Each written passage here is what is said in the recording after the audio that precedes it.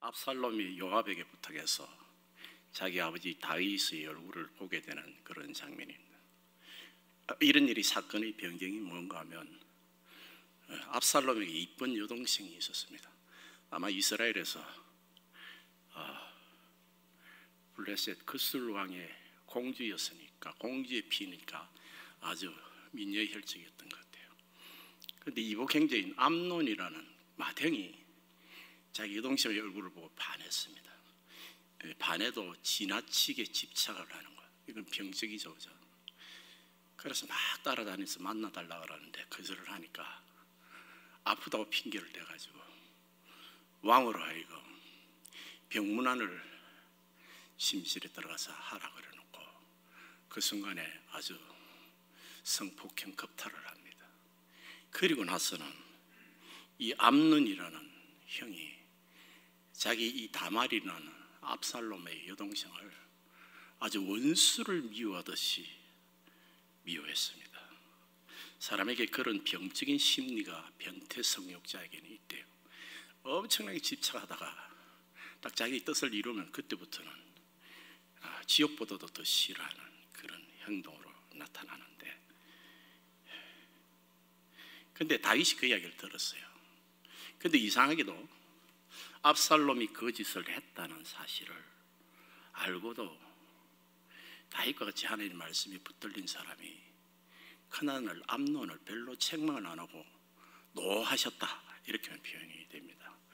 노하기만 하고 말하는 것이 안 되죠. 이거는 근친상가 아니고, 실제로 뭐 그렇게 친족끼리 결혼한다 하더라도 뭔가 조치를 해야 되는데 이거는 완전히 파토를 낸 상황입니다.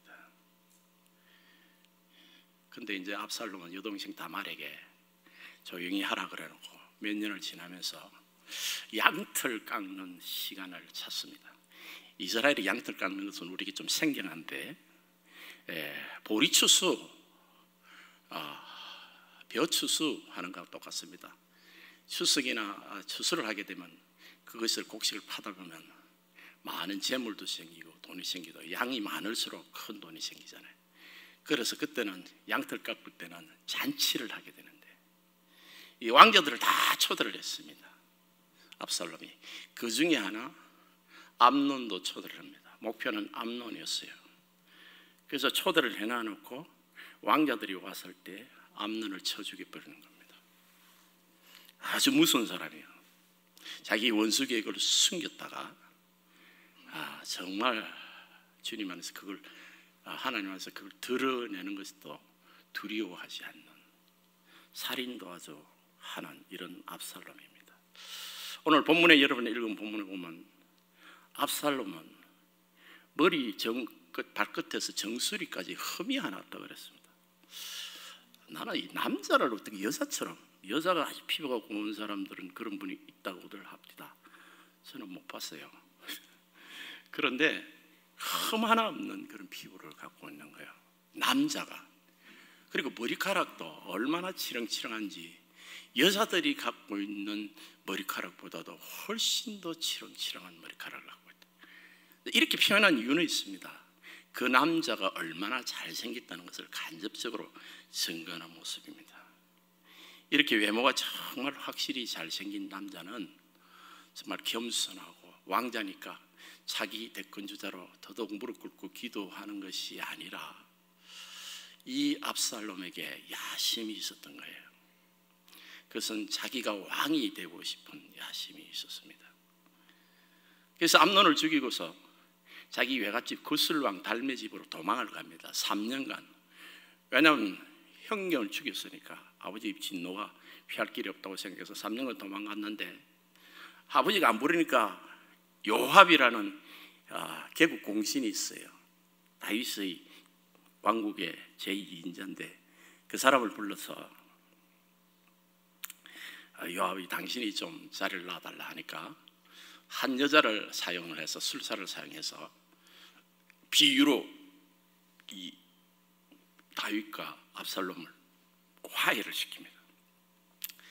그 이제 다윗이 그 말을 알아듣고 화해를 합니다. 그래서 3년 만에 예루살렘으로 돌아가는데 문제는 예루살렘에 돌아가고 나서도 2년 동안 아버지가 자기를 부르지를 않는 거예요. 왕궁에 들이지를 않는 거예요. 그래서 오늘 여러분 본문에 읽은 대로 압살롬이 요압의 밭에다 불을 지릅니다. 자기 뜻대로 안 해준다고 아주 심술궂고 교만한 거죠. 아니 지 뜻대로 안 한다고 너무 집에 밭에 불을 지펴? 네 지금 내 아버지 회개 안 해준다고 이러지. 요압이 알아차렸습니다. 그렇다고 아버지 속히 회개하라. 그래서 압살롬을 아버지가 만나줍니다. 오늘 본문 33절에 보게 되면 요압이 왕께 나가서 그에게 아뢰되 왕이 압살롬을 부르니 그가 왕께 나아가 그의 앞에서 얼굴을 땅에 대어 그에게 절하며 왕과 압살롬과 입을 맞추니라 그랬습니다. 오늘 설교 제목이 잘못된 보상인데요, 사실은 다윗의 실수 중에 자식을 죽게 하는 실수, 사랑 같은데 사랑이 아닌 방만한 용서, 이것 때문에 다윗의 왕자가 3명이나 죽어요. 하나는 암논이 죽고 또 여기 압살롬도 곧 죽어요. 그 다음에 아도니아라는 왕자도 죽게 됩니다. 우리 이민자가 신앙생활을 하면서 영적으로 제일 실수를 많이 하는 부분이 이것 아닌가 싶어요. 다윗은 왜 자녀들에게 이렇게 항상 죄책감이 있었냐? 여러분도 저도 어릴 때는 그런 걸 못 갔는데 나이가 40, 50 들어가면 아이들이 자라면서 뭐 건강하게 자라주는 경우도 있지만은 아이들이 문제를 피우고 이렇게 성격상 또 여러 가지 문제가 나올 때, 야, 저거는 아버지 나가, 엄마인 내가 참 자녀를 잘못 키운 결과구나, 이런 생각을 할 때가 있습니다. 그리고 좀 슬픈 생각이지만은 차라리 자녀는 다른 부모를 만났으면 좋았을 텐데, 이런 생각을 하는 부모도 여러분 중에 있을 거예요. 내 일생에 큰 실수를 하면 돌이킬 수 없는 실수 때문에 자녀가 큰 충격을 받을 수가 있습니다. 어른들 사이의 부부간의 문제라든지 참 우리가 설명할 수 없는, 변명할 수 없는, 그러나 고스란히 자녀에게 상처로 가버리는 그런 문제들이 나올 수 있잖아요. 그럴 때 이 부모는 참 큰 죄책감에 놓이게 됩니다. 근데 이제 세월이 좀 지났어요. 이제 아이가 이제 결혼도 하게 때쯤 되고 이제 성장하고 이제 어른이 돼 들어가고 이러면 부모도 이제 제법 능력이 생겼습니다. 그전에는 영주권과 학자금이 주로 우리의 메인 이슈였습니다. 아이를 돌보는 것. 그거 외에는 뭐 부모로서 해줄 수 있는 것이 딱히 없었고 해줄 수 있는 능력도 없었고, 근데 이제 자녀가 뭔가를 요구를 한다 이거야.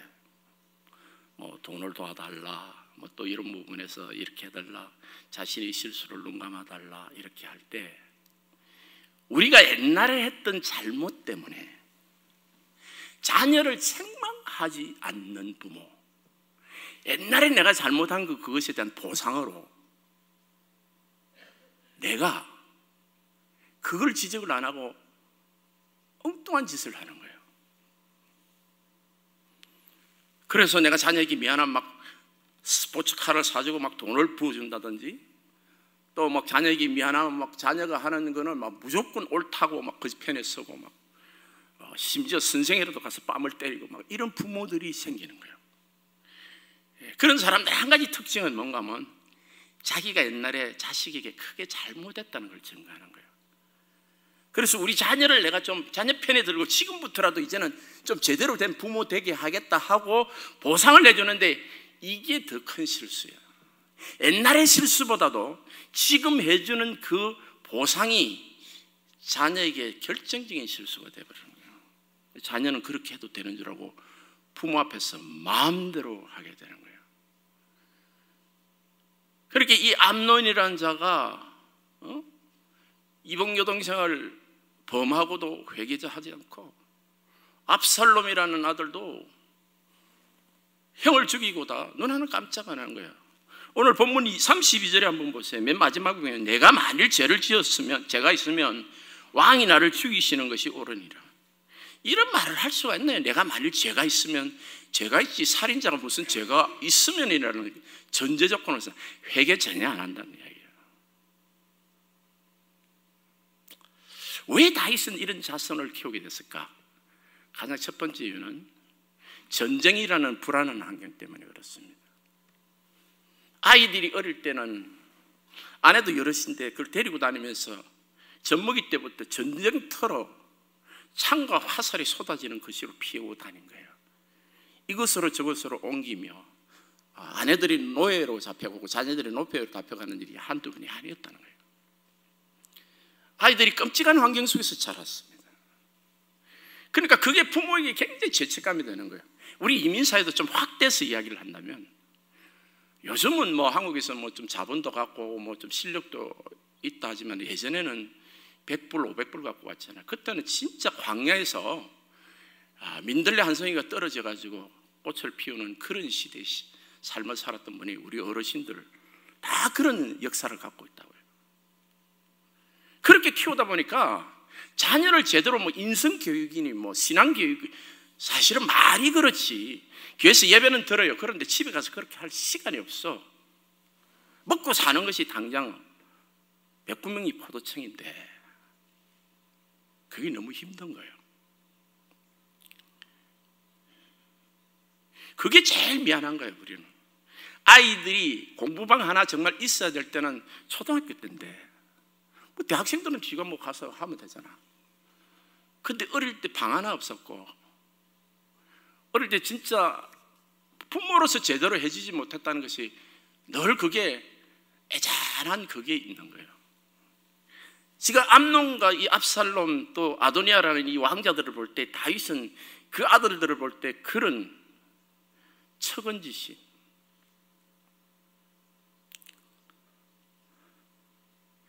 그리고 나는 이 압살롬에 대해서는 특별히 생각이 달랐을 거라고 생각해요. 하나님 자식, 내가 요압이 5년 만에 이제 화해를 하게 되잖아요. 데리고 들어올 때 아버지는 이런 생각을 했을는지 모르겠는데, 요놈 자식 혼을 내. 너 왜 그랬니? 이렇게 혼을 내려고 괌을 치려고 딱 얼굴을 보니까 너무 잘생겼어. 이게 내 자식이 맞는가 싶을 정도야. 내가 기절할 정도로 잘생긴 자식이야. 뭐 여러분 눈에 다 그렇겠지만 이거는 이스라엘이 인정하는 준수한 미남이라고. 미움기는 미운데 때리기는 너무 아까운. 그래서 이번에는 눈 감아주시. 살인자를 눈 감아줬습니다. 다시 한번 볼게요. 33절에 보면 왕이 맨 마지막에 압살롬과 입을 맞추니라 그랬습니다. 이것은 부모로서 애정, 압살롬을 사랑하고 그 정에 이끌려서 5년 만에 만난 아들을 사랑해서 자식을 죽이는 키스. 이 키스로 사람을 죽입니다. 이 압살롬이라는 이것이 나중에 가룟 유다의 비유가 되는데, 가룟 유다가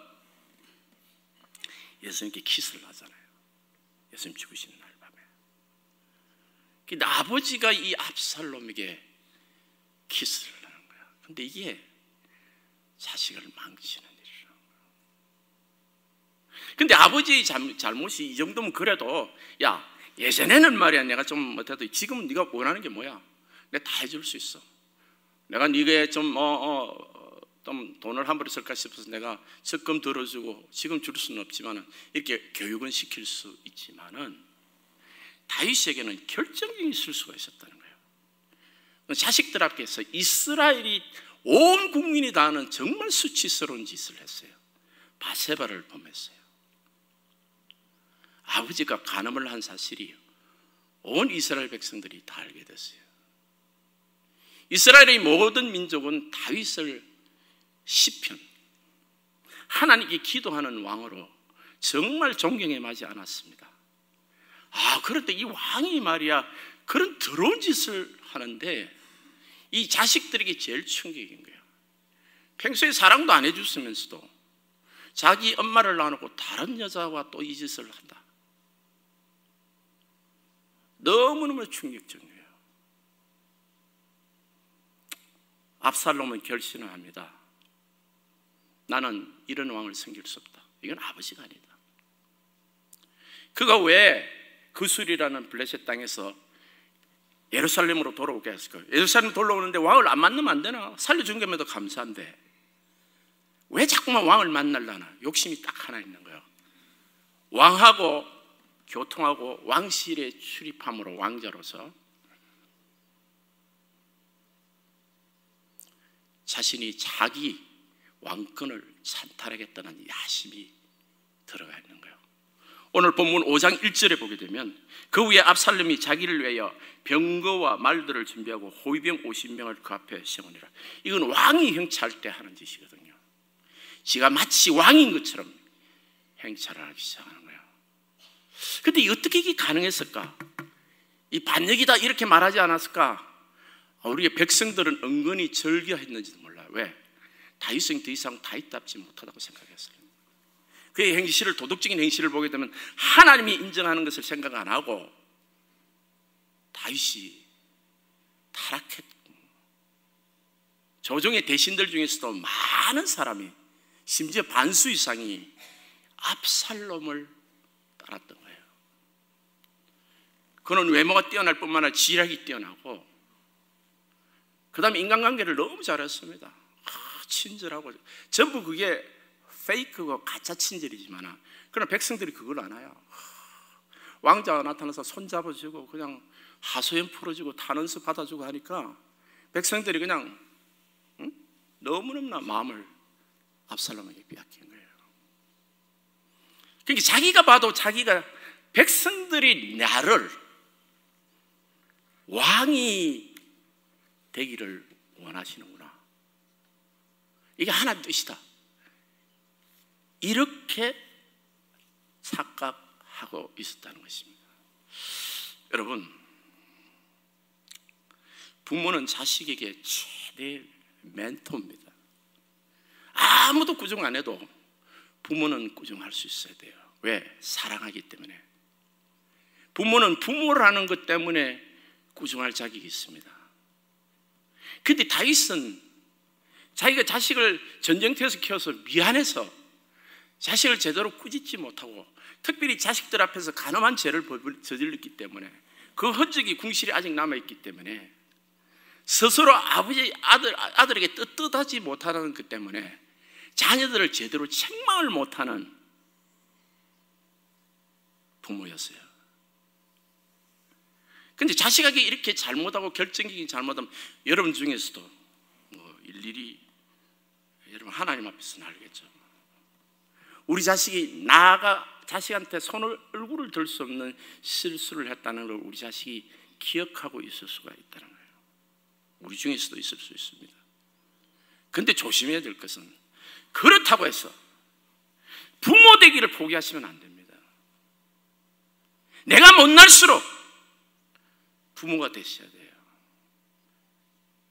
내가 못났다고 함부로 내게 하고 부모 말을 안 듣는 자녀가 되게 할 때, 불경한 자녀일 때 이 자식이 죽어요. 실제로 이 세 명이 죽었습니다. 육적으로 죽지 않는다 하더라도 더 이상 자식일 수 없고 우리 집에 거주하는 내 자식이 아닌 것으로 집을 나가버리는 경우가 많게 되는 거죠. 부모는 부모 자식이라는 그 관계로 인하여 부모지, 완벽한 부모 없습니다, 여러분. 다윗조차도 그런 거예요. 그런데 다윗의 최대 실수는 뭡니까? 자기는 환경도 마련 못 해주고 그렇게 실수를 했다는 것보다는 잘못된 보상을 하지 않은 거예요.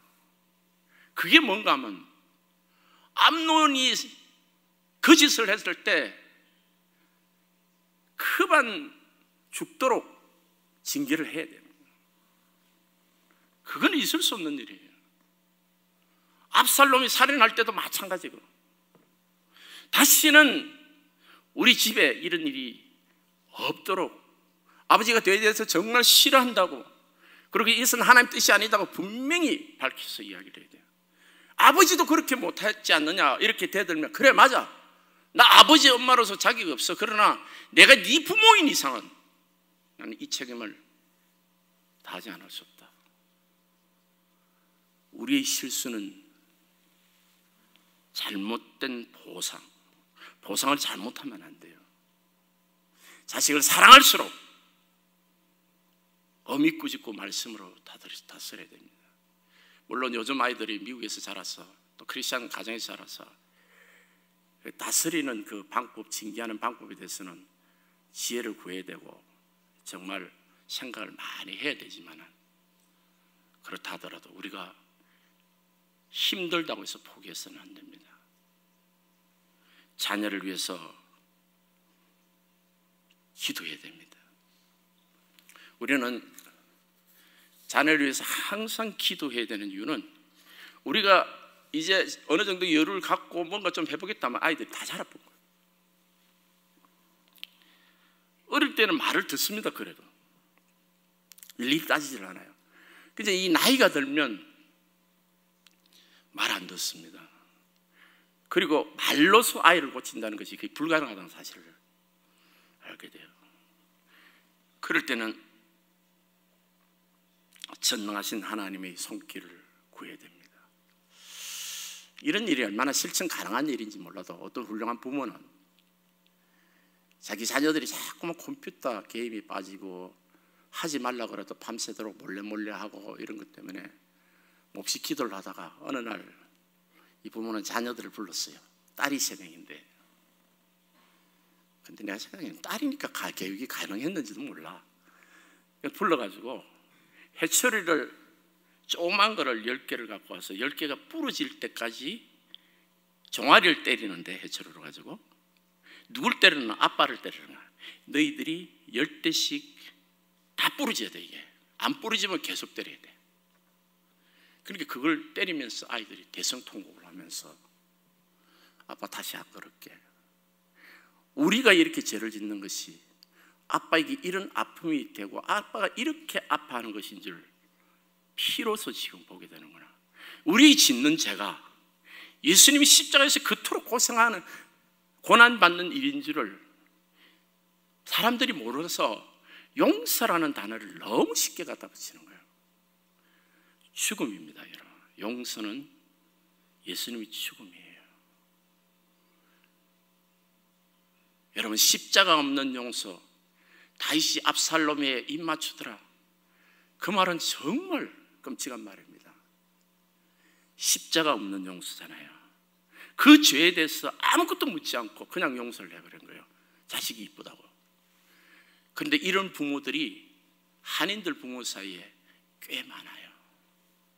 그래서 여러분, 자녀가 잘못되는 건요, 우리가 죄책감을 가지지 없어도 원인 분석은 분명히 돼요. 우리 부모들이 제대로 서 있지 못하기 때문에, 하나님의 공의에 대해서 제대로 서 있지 못하기 때문에. 일부 성가대에 찬양곡이 하나님의 공의라는 찬양을 하더라고. 오늘따라 예수는 하나님의 공의. 예수는 보통 하나님의 사랑이라고 그러는데 오늘따라 우연히 이 설교 제목하고 맞도록, 예수님은 공의 때문에 죽으셨어요. 죄에 대한 공의가 짊어지지 않으시면 예수님이 죽을 리가 없죠. 예수님은 죽음이라는 고통을 통해서 우리를 살리시고, 그것이 정말 사랑인 것입니다.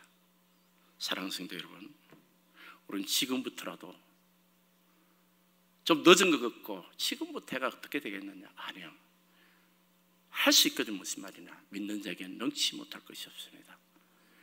지금부터라도 다른 건 몰라도 하나님 믿고 신앙생활을 하는데 자녀들에게 본이 되는 그런 부모가 되는 것, 이것 하나는 첫걸음부터 하나하나 나가야 됩니다. 나의 신앙을 회복시켜야 돼요. 아이들 돈 주고 학교 보내고 학원 보내고 이게 중요한 게 아니라, 잘못하면 아이들을 살인자로, 간음자로, 변태성욕자로 만들고 있습니다. 여러분, 우리가 주님 안에서 정말 정신 차려야 되는 것은 우리의 사랑이 자녀를 망치고 있다는 사실을 기억해야 돼요. 잘못된 보상 때문에. 사랑하는 성도 여러분, 우리 좋은교회는 하나님의 공의가 있는 사랑으로 성도를, 자녀를 사랑하고 세우는 우리 성도님 되시기를 예수님 이름으로 축복합니다.